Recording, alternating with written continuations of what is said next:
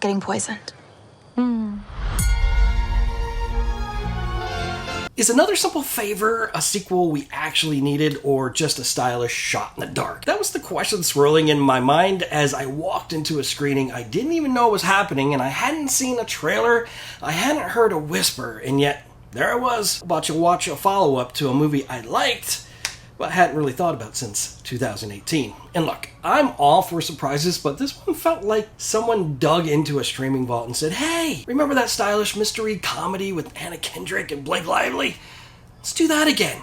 So here we are, Another Simple Favor. Directed again by Paul Feig, the guy behind Bridesmaids and the original Simple Favors, this sequel reunites Blake Lively and Anna Kendrick in their original roles. The first film, if you remember, was glossy, twisty thriller comedy hybrid, and it made over $97 million at the global box office on a $20 million budget, which isn't Marvel money, but enough to call it a hit. Still, Another Simple Favor kind of came out of nowhere, and maybe there's a reason for that. It's skipping theaters entirely and heading straight to streaming on Amazon Prime, premiering May 1st, 2025, and I actually saw it in a theater 2 days before its streaming release, and the whole experience felt strange, like getting dressed up to a fancy dinner and realizing you're just eating takeout in the living room. Not bad, just unexpected. So, what's the vibe? It's messy, absolutely. It's chaotic, but also entertaining. Paul Feig leans hard into the camp,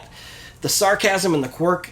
And if the first film was a twisty thriller with a sense of humor, this one is a dark comedy with thriller elements. The tone shifts, the plot spirals, and yes, the characters are still as stylized and over the top as you remember, but now they know it. They're in on the joke, and so are we. And Anna Kendrick plays Stephanie with the same earnest awkwardness that made her lovable in the first time around, and Blake Lively's Emily is once again dressed to kill, but literally and figuratively. The banter's sharp, the chemistry is still there, and the movie seems to know its own audience. It doesn't try to be prestige cinema, it tries to be fun. Let me be clear, this is not a good movie in the traditional sense. The plot is overloaded with twists, and some which barely connect. Side characters feel half-baked, and the tone zigzags, so often you might get emotional whiplash. But here's the thing. If you like the first film, and you're willing to go along for the ride, the sequel delivers the same cocktail of style and sass and low-stakes suspense. It's the kind of movie you put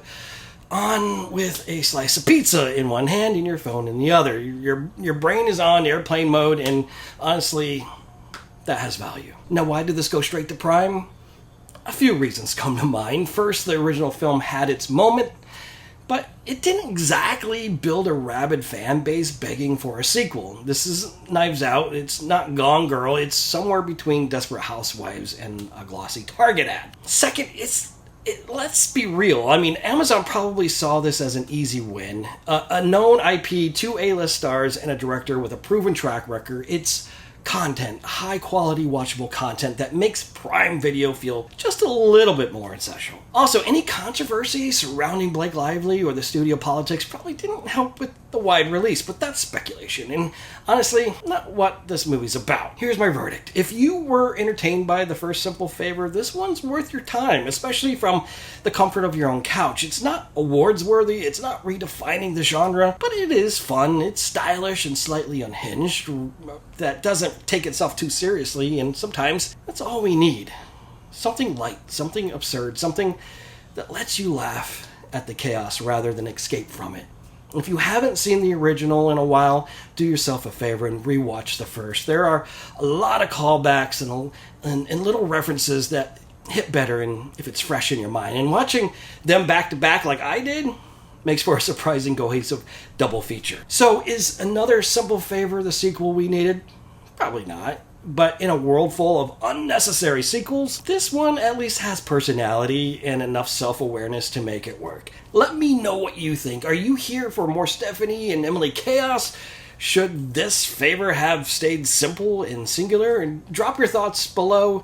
And if you enjoyed this review, hit the like button, subscribe to this channel, and share it with your movie-loving friends. Thanks for going on this film journey with me, and as always, be real. I would rather shave my balls with a rusty knife than be at this wedding.